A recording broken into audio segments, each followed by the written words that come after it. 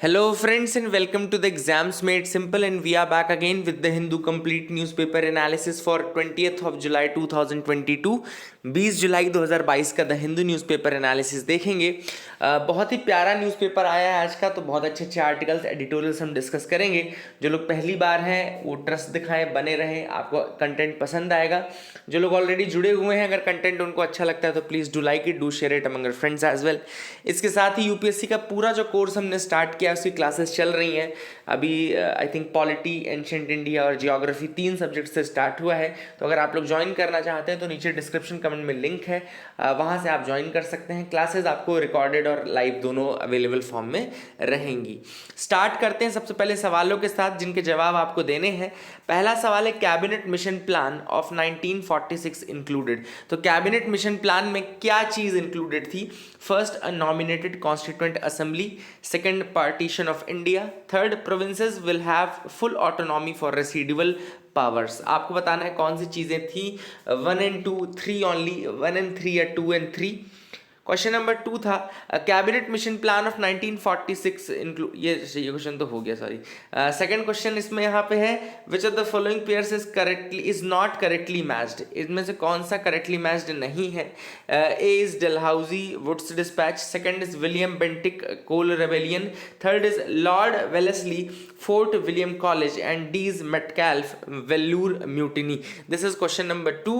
और एक क्वेश्चन मैंने आज यहाँ पे नोट्स में आपको दिया है, वो क्वेश्चन भी यहाँ पे मैं आपको नोट्स में दिखा देता हूँ। Rapid financing instrument and rapid credit facility are related to the provisions of lending by which of the following organizations? तो rapid credit facility और rapid financing instrument किससे related है? A है एशियन डेवलपमेंट बैंक, B है international monetary fund, C है United Nations environment programme finance initiative, या D है world bank. ठीक है ना? तो दीज आर द 3 क्वेश्चंस। चलो, इस क्वेश्चन का आंसर तो मैं आपको यहीं से बता देता हूँ, आप एक एक करके आप लोग बताइएगा कितने आपने सही किए। इसका आंसर है इंटरनेशनल मॉनेटरी फंड। ये 2021 का यूपीएससी क्वेश्चन था, है ना? इस साल 2022 का ही यूपीएससी क्वेश्चन था, प्रीलिम्स का, सॉरी, याद रखिएगा। पहला सवाल मैंने आपसे पूछा था कि कैबिनेट मिशन प्लान में क्या क्या इंक्लूड हुआ था। देखो, पहला नहीं था, क्योंकि कैबिनेट मिशन प्लान अगर आप देखें तो नॉमिनेटेड एंड इलेक्टेड दोनों इस तरीके की बॉडी थी ना, it was not a nominated body fully. So first is wrong. Second, इन्होंने कहा कि पार्टीशन ऑफ इंडिया कहा था, तो पार्टीशन ऑफ इंडिया के लिए नहीं कहा था कैबिनेट मिशन प्लान ने, they rejected the idea of partition of India. And तीसरा है, provinces were to have full autonomy, yes this was the point. यहाँ पे 3 only will be the answer. ठीक है ना? फिर मैंने सवाल पूछा आपसे कि कौन सा इनकरेक्टली मैच्ड है? Dalhousie Wood's dispatch, William Bentinck Kol rebellion, Wellesley Fort William college, Metcalfe Vellore mutiny. तो इसमें मेटकैल्फ वेल्लूर म्यूटिनी जो है वो आपका गलत है, कि वेल्लूर म्यूटनी जो हुई थी वो जॉर्ज बार्लो के टाइम पे हुई थी। किसके टाइम पे हुई थी? जॉर्ज बार्लो के टाइम पे हुई थी। 1806 का टाइम था, 1805 1806 का टाइम था, है ना? चार्ल्स मेटकैल्फ को क्या बोलते हैं? चार्ल्स मेटकैल्फ को लिबरेटर ऑफ इंडियन प्रेस बोलते हैं, याद रखिएगा। चार्ल्स मेटकैल्फ का नाम अगर आपको नहीं पता तो बता दो, he was known as the liberator of Indian press. ठीक है ना? Charles Metcalfe. डलहाउजी का वुड्स डिस्पैच सही है, 1854 में वुड्स डिस्पैच आया था, ये बिल्कुल सही है। लॉर्ड विलियम बेंटिक में कोल रेबेलियन सही है, एंड वेलेस्ली में फोर्ट विलियम कॉलेज सही है। ठीक है ना? So these are the questions, I hope you got clarity. Mains question of the day है, what do you mean by the term constitutionalism? आपको क्या समझ में आता है इस टर्म से, कॉन्स्टिट्यूशनलिज्म से? Why do you think it is essential to limit the powers of the government? आपको क्यों लगता है कि गवर्नमेंट की पावर जो है उसके ऊपर थोड़ा लिमिट या लगाम लगानी चाहिए? ठीक है ना? Why do you think that the government's power must be restricted, या उसमें कोई लिमिटेशन होना चाहिए? तो I hope you will try to attempt this question, आप अटेम्प्ट करिएगा, है ना? आगे मूव करते हैं। पहली जो न्यूज़ है वो है, आईएमएफ का एक और क्रेडिट मैकेनिज्म देखने को मिला है जो कि पाकिस्तान के केस में है। इसका नाम है एक्सटेंडेड फंड फैसिलिटी, ईएफएफ, याद रखिएगा, एक्सटेंडेड फंड फैसिलिटी। अभी रिसेंटली पाकिस्तान और आईएमएफ के बीच में इसी को लेकर के डिस्कशन चल रहा था। The discussion was going on between Pakistan and IMF regarding the EFF, यानी कि एक्सटेंडेड फंड फैसिलिटी, है ना? और ईएफएफ है क्या? It was established by IMF to provide assistance to countries experiencing serious payment imbalances. ठीक है ना? जो countries serious payment imbalance face कर रही हैं उनके लिए एक्सटेंडेड फंड फैसिलिटी का मैकेनिज्म आईएमएफ ने स्टार्ट किया। और ये क्यों पेमेंट इम्बैलेंस फेस कर रही हैं? Because of the structural impediments, या फिर स्लो ग्रोथ है, या फिर inherently weak balance payment position है, मतलब वहाँ पे balance of payment already weak चल रहा है ना। तो EFF जो है basically it provide support for comprehensive programmes, जैसे कि जो पॉलिसीज़ हैं फॉर स्ट्रक्चरल इम्बैलेंस उनको दूर करने के लिए, उनके लिए क्या होता है, एक एक्सटेंडेड पीरियड तक फंड फैसिलिटी प्रोवाइड की जाती है, मतलब ज़्यादा पीरियड तक फंड फैसिलिटी प्रोवाइड की जाती है बाय IMF, ताकि ये जो इम्बैलेंसेज हैं, बैलेंस ऑफ पेमेंट इम्बैलेंसेज हैं, ये दूर हो सकें। तो that is what is there, है ना। अब यहाँ पे क्वेश्चन तो मैंने आपको बता दिया। दूसरा जो न्यूज़ है वो है स्ट्रेंज रेडियो सिग्नल, जिसको फास्ट रेडियो बर्स्ट बोलते हैं, उसको डिटेक्ट किया गया है। ऑलरेडी पहले भी ये न्यूज़ आ चुकी है, लेकिन फिर से डिटेक्ट किया गया है, तो फिर बता देते हैं। FRB क्या है, पहली बार जो है फास्ट रेडियो बर्स्ट वो डिस्कवर हुआ था 2007 में। It was first discovered in 2007, और तब से साइंटिस्ट ये ढूंढने में लगे हुए हैं कि इसका सोर्स क्या है, इस फास्ट रेडियो बर्स्ट का, इन सब चीज़ों का, ठीक है ना। अब होते क्या है fast radio burst? They are basically burst of radio waves. ये किसके बर्स्ट होते हैं? रेडियो वेव्स के बर्स्ट होते हैं। And radio waves can be produced by astronomical objects with changing magnetic fields. जब एस्ट्रोनॉमिकल ऑब्जेक्ट्स की मैग्नेटिक फील्ड चेंज हो रही हो, जब एस्ट्रोनॉमिकल ऑब्जेक्ट्स मतलब जो बड़े बड़े सेलेस्टियल एस्ट्रोनॉमिकल ऑब्जेक्ट्स हैं, उनकी मैग्नेटिक फील्ड जब चेंज हो रही हो, तब radio burst, fast radio burst निकलते हैं, ठीक है ना। और ये रेडियो वेव्स के फॉर्म में रहते हैं, ठीक है ना। ड्यूरेशन ऑब्वियस बात है मिली सेकेंड स्केल में होता है ना, बहुत ही कम टाइम पीरियड के लिए होता है। एंड पहली बार जो है 2007 में डिस्कवर किया गया था। और अभी रिसेंटली अगर इसको पूछा जाए कि किसने किस मिशन के थ्रू या किसने इसको ऑब्जर्व किया है, तो बेसिकली ये नासा का एक तो विंड मिशन है, there is a wind mission of NASA.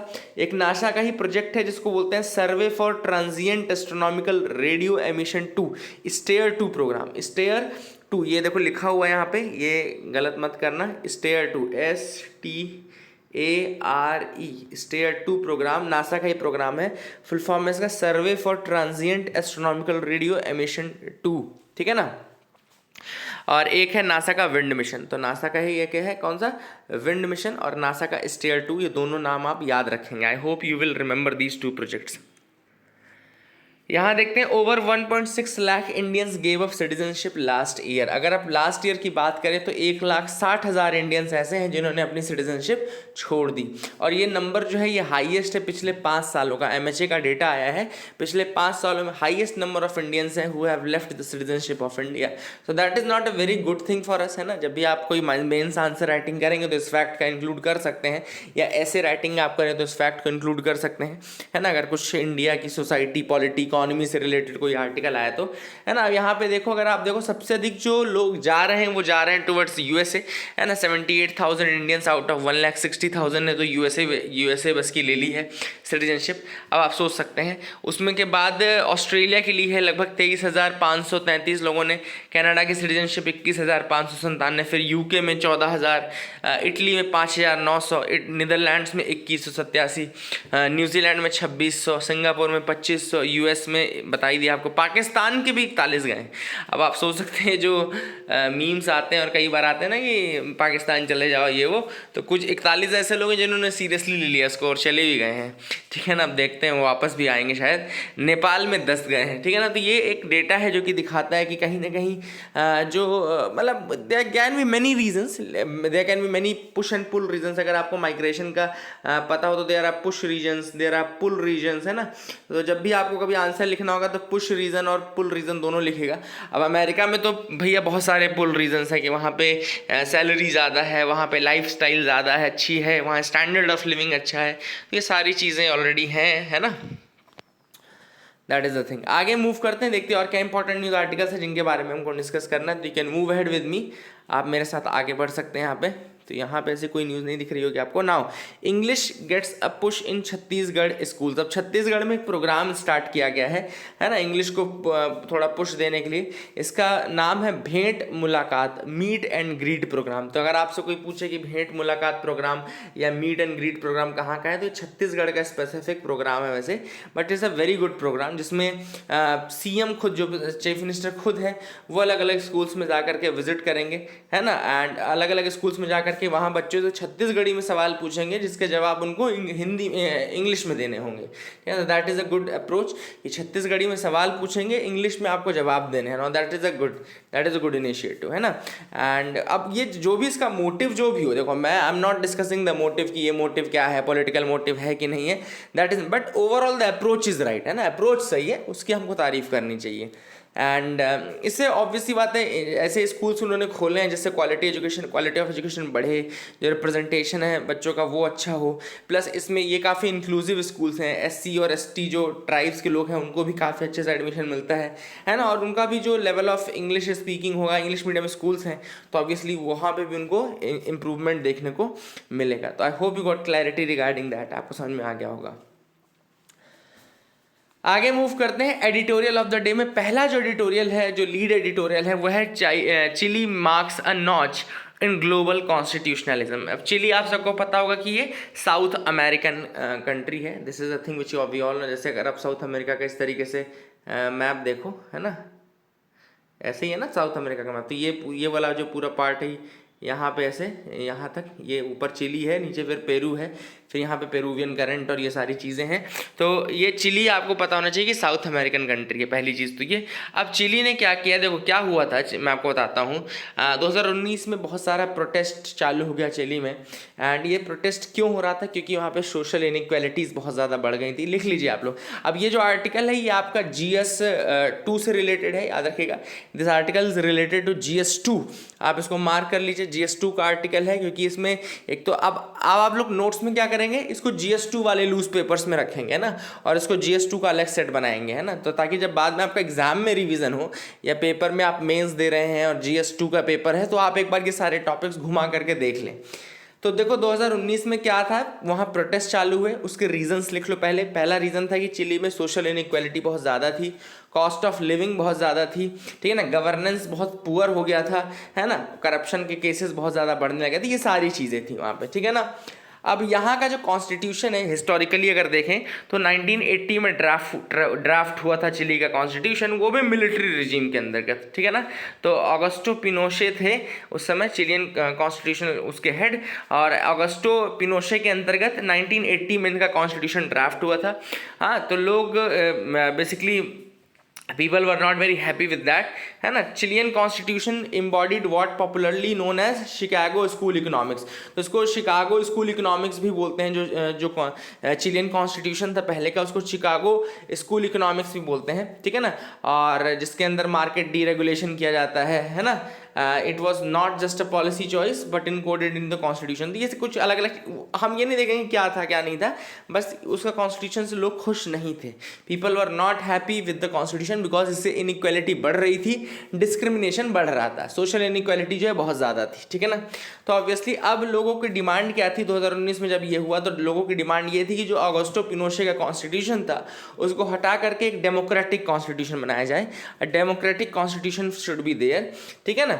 अब इसके लिए फिर क्या हुआ, डेमोक्रेटिक कॉन्स्टिट्यूशन के लिए एक इलेक्टेड कॉन्स्टिट्यूएंट असेंबली बनाई गई, है ना, इलेक्टेड कॉन्स्टिट्यूशनल असेंबली बनाई गई, जिसमें कि लोग काफ़ी इंक्लूसिव थे, मतलब कि अलग अलग फील्ड्स के लोगों को इंक्लूड किया गया।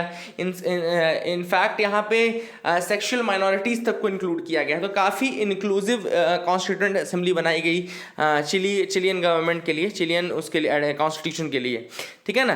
एंड कॉन्स्टिट्यूशन की मेकिंग का जो पर्पस था बेसिकली, उसमें ये चीज़ मेक श्योर की गई कि कॉन्स्टिट्यूशनलिज्म को मेन प्रियोरिटी दी जाए। कॉन्स्टिट्यूशनलिज्म मतलब कि जो कॉन्स्टिट्यूशन होता है वो supreme law of the land होगा, और गवर्नमेंट की पावर्स को थोड़ा रिस्ट्रिक्ट किया जाएगा ना, गवर्नमेंट की पावर्स पे लिमिटेशन। जो कॉन्स्टिट्यूशनलिज्म होता है उसका सिंपल सा मतलब ये होता है कि गवर्नमेंट की जो पावर्स हैं उस पर कुछ लिमिटेशंस लगाई जाती हैं बिकॉज ऑफ द कॉन्स्टिट्यूशन, ठीक है ना। एंड ये चीज़ मेक श्योर की गई कि उसमें थोड़ा लिमिटेशंस लगे। अब लिमिटेशन कैसे लगते हैं, जैसे बिल ऑफ राइट्स हो गए, है ना, बिल ऑफ राइट्स बना दिया आपने, तो फंडामेंटल राइट्स के कारण होते हैं। जो division of power between the state legislature, executive and judiciary, ये सारे इसके ऊपर लिमिटेशंस ही हैं, ठीक है ना। अब देखो यहाँ पे तीन चीज़ें ऑथर ने बताई हैं कि बहुत इंपॉर्टेंट होती हैं। कभी भी अगर आप एक अच्छा कॉन्स्टिट्यूशन ड्राफ्ट कर रहे हो तो 2-3 things are very important. For example पहली चीज़ तो उन्होंने ये बोली कि जो कॉन्स्टिट्यूशनलिज्म होता है वो बहुत इंपॉर्टेंट होता है, मतलब कॉन्स्टिट्यूशन थोड़ा बहुत लिमिटेशंस लगाए गवर्नमेंट के ऊपर, अदरवाइज गवर्नमेंट जो है वो काफ़ी ज़्यादा बहुत पावरफुल हो जाएगा और फिर उसके बाद वो मिसयूज़ करना शुरू कर देगा, जैसा कि अभी हमने देखा है। दूसरा उन्होंने कहा कि जो कॉन्स्टिट्यूशन है वो आपके सोशल राइट्स को मेंटेन करे, मतलब कि देखो क्या होता है कि अदरवाइज वो क्या है, पॉलिटिकल राइट्स तक तो सीमित रहता है कि आपको वोटिंग का अधिकार दे देगा, फंडामेंटल राइट्स दे देगा, लेकिन जो बेसिक सोशल राइट्स हैं, सोशियो इकोनॉमिक राइट्स हैं, जैसे कि डीपीएसपीज इंडियन कॉन्स्टिट्यूशन के ले लो, है ना, तो ये जो सोशियो इकोनॉमिक राइट्स हैं उनका मिलना बहुत ज़्यादा ज़रूरी है। तो कॉन्स्टिट्यूशन मेकिंग में ये हमको ज़रूर देखना है कि ये आपको सोशियो इकोनॉमिक राइट्स प्रोवाइड कर रहा है, ठीक है ना, तो that is one thing which is very very important, ठीक है ना। एंड यहाँ पे इसके बाद ऑथर ने दूसरा जो पॉइंट बताया वो ये बताया है कि ये भी देखना जरूरी है कि इंस्टीट्यूशंस मेंटेन हो, है ना। जैसे किसी भी अच्छे कॉन्स्टिट्यूशनल सेटअप को चलाने के लिए फ्री इंडिपेंडेंट इंस्टीट्यूशंस की जरूरत पड़ती है। इंडिया में आप देख लो, इलेक्शन कमीशन ऑफ इंडिया है, ह्यूमन राइट्स कमीशन है ना, कैग है, ये सारी चीज़ें हैं, ये इंटीग्रिटी इंस्टीट्यूशंस कहलाते हैं। क्या बोलते हैं इनको? इंटीग्रिटी इंस्टीट्यूशंस कहलाते हैं ये। तो ऐसे इंस्टीट्यूशंस का होना बहुत ज़्यादा ज़रूरी है, ठीक है ना। तीसरा उन्होंने सजेशन ये दिया था कि भैया आप ये देख लीजिए कि पब्लिक पार्टिसिपेशन इंक्लूडेड रहे, मतलब पब्लिक का पार्टिसिपेशन आपको मेंटेन करके चलना है। भाई इलेक्शन एक बार नहीं होना है, इलेक्शन बार बार होना है, और इलेक्शन बार बार सक्सेसफुल तभी होगा जब लोग उसमें पार्टिसिपेट करेंगे, ना केवल फिनेंशियली पार्टिसिपेट करेंगे बल्कि with their whole efforts and all, इन सारी चीज़ों से भी पार्टिसिपेट करेंगे, उनको नॉलेज होगा, है ना, ये सारी चीज़ें ज़रूरी हैं। तो ये काफ़ी इंपॉर्टेंट एक था कि ये मेक श्योर करना कि पब्लिक पार्टिसिपेशन को मेंटेन किया जाए। फिर इसके लिए काफ़ी कॉन्स्टिट्यूशंस जो रिसेंटली बने हैं, चाहे केन्या का कॉन्स्टिट्यूशन हो 2010 का, उन सारी चीज़ों को स्टडी किया गया, ठीक है ना। तो चिलियन जो ड्राफ्ट कॉन्स्टिट्यूशन है उसने इस पूरी पास्ट विजडम को तो इंक्लूड किया ही किया है, मतलब सारे जो पास्ट एक्सपीरियंसेस थे, पास्ट विजडम थे, उसको इंक्लूड किया है, प्लस फ्यूचर लुकिंग भी है। अब ये बहुत इंपॉर्टेंट है कि ये फ्यूचर लुकिंग भी है। मैं क्यों बोल रहा हूँ? देखो सबसे पहले तो इन्होंने बताया कि भाई पास्ट कैसे है, क्योंकि इसमें सोशियो इकोनॉमिक राइट्स हैं, for example right to education, workers right, gender identity, ये सारे इन्होंने इंक्लूड किए हैं। फिर इसके अलावा autonomous institutions, independence of the government, independent of the government, ये मेंटेन किया गया है, ऑटोनॉमस इंस्टीट्यूशंस बनाए जाएंगे, ठीक है ना। इसके अलावा इंडिजिनस इनिशिएटिव्स, जैसे कि कैसे लॉ चेंज हो सकते हैं पार्लियामेंट में, है ना, क्या क्या चीज़ें इंटीग्रल हैं for the culture of that constitutionalism, ये सारी चीज़ें मेंटेन की गई हैं चिलियन कॉन्स्टिट्यूशन में। ये तो पास्ट विजडम की चीज़ें हैं, लेकिन डॉक्यूमेंट में अगर आप इसको पढ़ें तो ये फ्यूचरिस्टिक भी बहुत ज़्यादा है। ऐसा नहीं कि सिर्फ पास्ट विजडम है, तो फ्यूचर ड्राइंग भी है। जैसे कि फॉर एग्जाम्पल इसमें इन्वायरमेंट को लेकर के, इन्वायरमेंट प्रोटेक्शन लॉस को लेकर के काफ़ी ज़्यादा वो दिखाया गया है। दूसरा इन्होंने दिखाया कि रोल ऑफ टेक्नोलॉजी एंड किस तरीके से वो डेटा प्रोटेक्शन और जो आपकी प्राइवेसी है इसको अफेक्ट कर सकता है, जो टेक्नोलॉजीज़ हैं, ये सारी चीज़ें इसके अंदर मेंशन है। मतलब कॉन्स्टिट्यूशन में उन्होंने इसको इनग्रेन कर दिया है, डेटा प्रोटेक्शन को भी, इन्वायरमेंटल प्रोटेक्शन को भी, ये सारी चीज़ें। तो ये फ्यूचर लुकिंग है, अपने आप में काफ़ी फ्यूचर लुकिंग है ना। तो ये काफ़ी एक अच्छा बेंचमार्क के रूप में स्टैब्लिश हो सकता है जो आपका चिलियन कॉन्स्टिट्यूशन है। दूसरा जो आर्टिकल है वो है regarding the changes in the AMASR act. अब आप सबको पता होगा, मैं आपको बता दूं, AMASR एक्ट यानी कि ancient monuments and archaeological sites and remains act. क्या है? Ancient monuments and archaeological sites and remains act, ये 1958 का एक्ट है। और अभी सेंटर जो है करेंटली वो कोशिश कर रहा है, जो सेक्शन 20 है इस एक्ट का, 1958 वाले सेक्शन 20 है, उसको अमेंड करने की, है ना।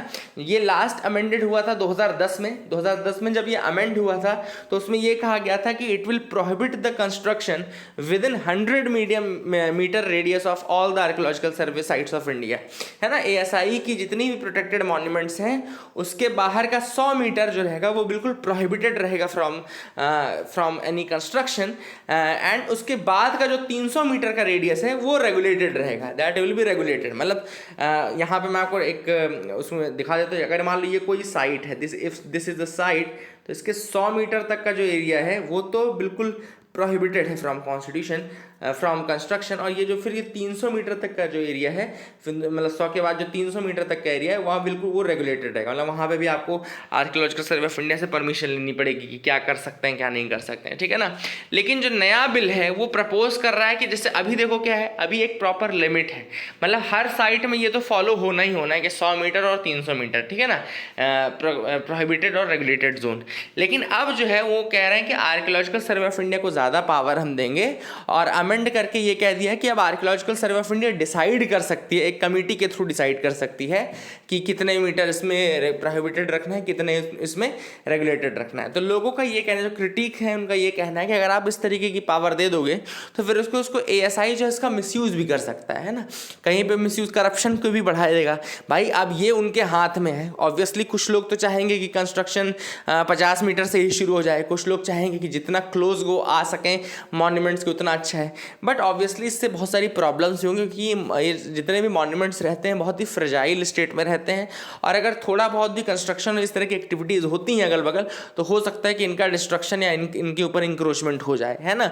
तो ये काफ़ी इंपॉर्टेंट था अभी तक कि जो एक क्राइटेरिया बना हुआ था उसको चेंज कर दिया गया है अब, और अब उसमें पावर दे दी गई है आर्कियोलॉजिकल सर्वे ऑफ इंडिया की एक एक्सपर्ट कमेटी को, कि कमेटी डिसाइड करेगी कि कितना वहाँ पे कंस्ट्रक्शन होना चाहिए कितना नहीं, ठीक है ना। तो ये काफ़ी एक इशू बन रहा है क्योंकि कहते हैं कि ये इंडेंजर कर देगा जो मॉन्यूमेंट्स हैं उनको, क्योंकि ऑब्वियसली देखो लोग लॉबिंग करना शुरू कर देंगे कि भाई देखो आप हमको थोड़ा परमिशन दे दो यहाँ कंस्ट्रक्शन करने की वहाँ कंस्ट्रक्शन करने की। पहले तो भैया ब्लैंकेट था कि भाई 100 मीटर तक तो हो ही नहीं सकता, है ना भाई, रूल्स में मेंशन है 100 मीटर तक हो ही नहीं सकता। अब हो सकता है 90 में बनवाना शुरू कर दें, 80 में बनवाना शुरू कर दें, है ना, कि एक्सपर्ट कमेटी ने कह दिया है कि 80 में बन सकता है तो वो बना लेंगे। तो ये काफ़ी बड़े इशूज़ हैं जो कि देखने होंगे और किस तरीके से ये पावर जो है मिसयूज़ हो सकती है, तो वो that can be a thing, ठीक है। A new legislation that mirrors the old. अब यहाँ पे मैं आपको बता दूँ क्या हुआ है, I can tell you. New drugs medical devices and cosmetics bill 2022 आया है। क्या आया है? New drugs medical devices and cosmetics bill 2022। और ये जो कोशिश है ये रिप्लेस करने की है जो existing drugs and cosmetics act है 1940 का। अभी जो चल रहा है ड्रग्स एंड कॉस्मेटिक्स एक्ट 1940, उसको रिप्लेस करने के लिए ये बिल लाया गया है। बिल का नाम है new drugs medical devices and cosmetics bill 2022, ठीक है ना। अब क्यों इसको रिप्लेस करने की बात की जा रही है? क्योंकि मिनिस्ट्री का ये कहना है कि जो ड्रग्स एंड कॉस्मेटिक्स एक्ट है 1940 का, चूंकि वो प्री इंडिपेंडेंस लेजिस्लेशन है और वो काफ़ी ज़्यादा अब कहना चाहिए कि आउटडेट हो चुका है। अगर आउटडेट हो चुका है तो जो चेंजेस हुए हैं अभी रिसेंटली जो चेंजेस मतलब because of the technology, because of the ये सारी चीज़ चेंजेस हुए हैं उनको एकोमोडेट करने के लिए बहुत ज़्यादा ज़रूरी है कि हम नए एक्ट को लेकर के आए, नए बिल को लेकर के आए, ठीक है ना। So that is the thing which is important, है ना। अब इस बिल के अंतर्गत क्या है, कुछ चीज़ें डिफाइन की गई हैं, जैसे कि ओवर द काउंटर ड्रग्स क्या होते हैं, क्लिनिकल ट्रायल क्या मतलब क्या होता है, मैन्युफैक्चरर्स का मतलब क्या होगा, कॉस्मेटिक्स का मतलब क्या होगा, मेडिकल डिवाइसेस को भी इंक्लूड किया गया है, ठीक है ना, न्यू ड्रग्स को इंक्लूड किया गया है, बायो अवेलेबिलिटी स्टडीज़ को इंक्लूड किया गया है। ये सारे डेफिनेशंस जो हैं इस एक्ट में मेंशन्ड हैं। इसके अलावा बिल सेपरेट डेफिनेशन इंक्लूड करता है मेडिकल डिवाइसेस की, ठीक है ना, जिसके अंदर सारे डायग्नोस्टिक इक्विपमेंट्स एंड सॉफ्टवेयर्स भी इंक्लूडेड रहेंगे। तो इंपॉर्टेंट चीज़ ये है कि जो बिल है उसके अंदर मेडिकल डिवाइसेस की डेफिनेशन इंक्लूड की गई है, जिसमें सारे डायग्नोस्टिक इक्विपमेंट्स और सॉफ्टवेयर भी इंक्लूडेड रहेंगे, ठीक है ना। It will also include implants, devices for assistance with disabilities. तो जो इम्प्लांट लगता है हार्ट में लगेगा अगर ये सब, तो उसकी डेफिनेशन उसको भी मतलब मेडिकल डिवाइसेस में इंक्लूड किया गया है। डिसेबिलिटीज़ से असिस्टेंस के जितने डिवाइस हैं उनको इंक्लूड किया गया है। डिसइंफेक्शन के जो डिवाइसेस हैं, इंस्ट्रूमेंट्स हैं, उनको इंक्लूड किया गया है, या कोई भी इस तरीके की रीएजेंट या किट बनी है तो उन सबको इंक्लूड किया गया है, ठीक है ना। तो कुल मिलाकर के बेसिकली पिछला जो एक्ट था वो मेडिकल डिवाइसेस को ट्रीट करता था ऑन पार विद ड्रग्स। अब इस बार अलग से एक सेगमेंट मेडिकल डिवाइसेस का दे दिया गया है, ठीक है ना। Now what will change for medical devices. तो देखो सिंपल सी बात है, क्या चेंज हो रहा है मेडिकल डिवाइसेस के लिए। तो एक चीज़ होगी कि एक क्रिएशन होगा एक medical device technical advisory board का। Medical device technical advisory board का क्रिएशन किया जाएगा। फिर से लिख लो, medical device technical advisory board का। और बोर्ड में बेसिकली मेडिकल प्रोफेशनल्स इंक्लूडेड रहेंगे, है ना, ये सारी चीज़ें रहेंगी इसके अंदर। और जो अभी तक मेडिकल डिवाइसेस के रिगार्डिंग डिसीजंस होते थे वो ड्रग टेक्निकल एडवाइजरी बोर्ड लेता था, है ना। जो पिछले एक्ट में था वो ड्रग टेक्निकल एडवाइजरी बोर्ड ही डिसीजन ले लेता था मेडिकल डिवाइसेस के रूप में के लिए भी, लेकिन अब मेडिकल डिवाइसेस के लिए medical devices technical advisory board बनाया जा रहा है। तो that is one thing which is very very important. इसके बाद देखो पावर और मिल गई है इनको, पावर मिल गई to regulate the import of the drugs, है ना। तो जैसे इसमें कहा है कि भाई अब ये देखो एक्चुअली में पुराने जैसा ही, ऐसा कुछ नहीं, बहुत ज़्यादा चेंजेस नहीं है। इसका क्रिटिसिज्म भी यही है कि इतना बड़ा आपने बिल बनाया बट हार्डली आपने चीज़ें चेंज की हैं, वो आपने एज इट इज़ वही रखी है। तो जैसे चैप्टर 3 है वो डील करता है कि स्टेट्स कब रेगुलेट कर सकता है और रिस्ट्रिक्ट कर सकता है इम्पोर्ट ऑफ द ड्रग्स, ठीक है ना। तो अगर कोई पब्लिक इंटरेस्ट में कोई ड्रग उनको लगता है कि कोई ड्रग जो है वो ख़राब है या मतलब ऐसा है कि उसका मतलब एपिडेमिक या कुछ ऐसा है, दोनों चीज़ों में, तो उनका इंपोर्ट एक्सपोर्ट जो है उसके ऊपर रेगुलेशंस लगाए जा सकते हैं कि कोई ड्रग बहुत एसेंशियल है और वो बाहर नहीं जानी चाहिए तो उसके ऊपर एक्सपोर्ट पे भी रिस्ट्रिक्शन लगा सकते हैं। और अगर कोई ऐसा है कि कोई ड्रग है बाहर की जो कि नुकसान पहुंचा सकती है तो उसके इंपोर्ट में भी ड्रग नुकसान वो कर सकते हैं, लिमिटेशंस लगा सकते हैं, ठीक है ना। तो क्लिनिकल ट्रायल्स के लिए क्या चेंज होगा, तो for the first time regulation for conducting clinical trials of new drugs and medical devices has been highlighted. तो अब एक चेंज ये किया गया है कि पहली बार होगा जब क्लिनिकल ट्रायल्स हैं ड्रग्स के, जो दवाइयाँ हैं उनको टेस्ट की जाती हैं, उनके कंडक्ट के ऊपर रेगुलेशन लगाया जाएगा ज़रूर कि किस तरीके से क्लिनिकल ट्रायल्स होंगे। तो जैसे चैप्टर 4 है आपका, वो बताता है कि किस तरह से क्लिनिकल ट्रायल्स या क्लिनिकल इन्वेस्टिगेशन आपके ड्रग्स की और मेडिकल डिवाइसेस के हैं वो किए जाएंगे, लेकिन उनके लिए पहले आपको एक लाइसेंसिंग सेंट्रल लाइसेंसिंग अथॉरिटी से परमिशन लेनी पड़ेगी, सेंट्रल लाइसेंसिंग अथॉरिटी से परमिशन लेनी पड़ेगी। अभी जो कंपनीज हैं उनको परमिशन लेनी पड़ती है जो एपेक्स ड्रग रेगुलेटर है उससे, लेकिन परमिशन जो है वो मेंशन नहीं है लॉ में, लेकिन लेनी पड़ती है ना, अलग से ज़रूर है, लॉ में मेंशन नहीं था लेकिन, तो अब उन्होंने लॉ में ही इंक्लूड कर दिया कि आपको जो सेंट्रल लाइसेंसिंग अथॉरिटी है उससे परमिशन लेनी पड़ेगी। So that was the thing which was mention, ठीक है ना। एंड इसके अलावा इन्होंने ये भी कहा कि अगर मान लो कोई ट्रायल आप करते हो उससे कोई व्यक्ति इंजर हो जाता है तो फिर उसको आपको मेडिकल कंपनसेशन, मेडिकल मैनेजमेंट, ये सारी चीज़ें आपको प्रोवाइड करनी पड़ेगी, ठीक है ना। इसके अलावा जो चैप्टर 5 है ड्राफ्ट का, वो प्रपोज करता है to establish a scientific research board, एक साइंटिफिक रिसर्च बोर्ड बनाने की बात करता है जो कि सपोर्ट करेगा रेगुलेटरी अथॉरिटी को on advance use for developing innovative drugs for Ayurveda, Siddha, Sowa, Rigpa, यूनानी एंड होम्योपैथी, ठीक है ना। तो मतलब इन्होंने बोला कि एक साइंटिफिक रिसर्च बोर्ड बनाओ जो कि मतलब ड्राफ्ट करे, नए इनोवेटिव ड्रग्स को बनाने में मदद करे फॉर आयुर्वेदा, सिद्धा, सोवा, रिगपा, यूनानी, होम्योपैथी, इन सारी चीज़ों से रिलेटेड, है ना। तो ये पहली बार है कि एक अलग से सेगमेंट सोवा, रिगपा और होम्योपैथी को दिया जा रहा है ना। अदरवाइज पहले जो था वो आयुर्वेद, सिद्धा, यूनानी और कॉस्मेटिक्स को ही दिया गया था, अब सोवा, रिगपा और होम्योपैथी को भी इंक्लूड किया गया। तो that is another thing which is very very important, ठीक है ना। तो ये कुछ चीज़ें हैं जो की जा रही हैं। ऑनलाइन फार्मेसीज़ के लिए उन्होंने ये कहा है कि जो ई फार्मेसीज़ हैं, है ना, उसमें ये बोला गया है कि no person shall himself or by any other person on his behalf sell or stock or exhibit or offer of sale or distribute any drug by online mode. मतलब कि कोई ऐसा व्यक्ति, मतलब बिना जिसके पास लाइसेंस ना हो या जो भी इस तरीके से, ऐसा नहीं कि कोई भी व्यक्ति उठा करके ऑनलाइन दवाइयाँ बेचना शुरू कर दे रहा, तो ये प्रोहिबिटेड है ना। इसके लिए परमिशन लेनी पड़ेगी प्रॉपर आपको, उसके बाद ही आप ये सब यूज़ कर सकते हो, ठीक है। तो I hope you got clarity regarding that as well, आपको समझ में आ गया होगा। The outrage over national emblem, तो अब आप सबको पता है कि ये न्यू नेशनल एम्बलम जो है वो सेंट्रल विस्ता प्रोजेक्ट के अंतर्गत वहाँ पे इनाग्रेट किया गया, जिसमें कई लोगों ने कहा कि भाई ये बहुत ज़्यादा एग्रेसिव दिख रहा है। तब पता नहीं शेर एग्रेसिव नहीं दिखेगा तो क्या दिखेगा, बट एनीवेज अब शेर को वहाँ पे क्या क्यूट दिखाएंगे क्या वहाँ पे, अब सवाल समझ नहीं आ रहा मुझे लोगों का जो इसको कहते हैं कि शेर एग्रेसिव दिख रहा है तो कैसे वो क्यूट बना दें, है ना, तो वैसी इमेज बन जाए। अब चाइना लोग को लोग ड्रैगन बोलते हैं तो कुछ रीज़न है कि ड्रैगन बोलते हैं उसको, है ना, तो हम अपने शेर को भी क्यूट बनाने की कोशिश कर रहे हैं। तो अब आप सबको पता होगा कि ये जो शेर है इसमें 4 शेर हैं, लेकिन एट अ टाइम 3 ही दिखते हैं, कभी भी अब आप देखोगे तो इसमें 3 दिखेंगे। और ये अशोकन सारनाथ से लिया गया है। एंड ये अशोक ने कलिंगा युद्ध के बाद एक्चुअली बनवाया था, जब बहुत सारा ब्लडशेड हो गया तो उसके बाद उसने कहा था भाई अब शांति का प्रचार करेंगे, दिखावा करेंगे, थोड़ा ढोंग करेंगे, और इसीलिए उन्होंने फिर बुद्धिज़्म को प्रमोट करने के नाम पे ये सारी चीज़ें बनाना शुरू कर दी ताकि अपनी इमेज को थोड़ा रेक्टिफाई किया जा सके जो भी था, ठीक है ना।